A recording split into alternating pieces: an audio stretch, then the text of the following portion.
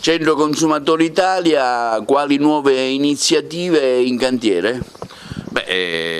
Abbiamo tante iniziative in cantiere, principalmente per quanto riguarda la provincia di Agrigento. Abbiamo nominato una coordinatrice provinciale che è l'avvocato Sabrina Mangione e in più apriremo uno sportello di assistenza all'utenza a Raffadali che sarà curato appunto dall'avvocato.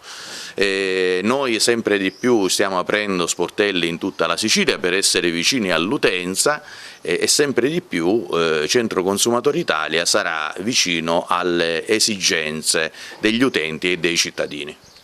Sabrina Mangione, allora come intenderà affrontare questo incarico importante in un momento difficilissimo dovuto al Covid, in cui le famiglie sicuramente sono vessate da tante problematiche?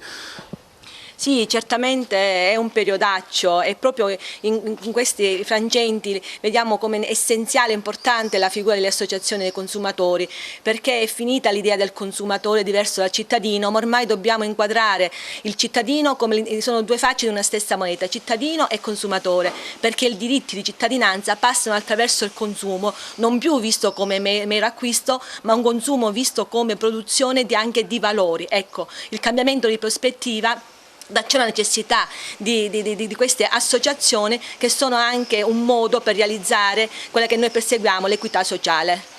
Le istanze che arrivano dal territorio sono tante le problematiche, in particolare sul nostro territorio quella dell'acqua e dei rifiuti. Ormai sono delle problematiche che da anni non si riescono a risolvere. Ecco, voi in questo senso come cercate di tutelare il consumatore? Questa ormai più che delle straordinarietà è un'emergenza continua che ancora oggi non si risolve. Noi siamo vicino agli utenti su questo versante, assistendole quando ci sono delle bollette pazze, quando ci sono delle cose che non vanno, dei disservizi, e cerchiamo naturalmente di fare valere i loro diritti. Il tema dell'acqua pubblica continua a essere sempre di grandissima attualità. Quali le ultime novità in merito?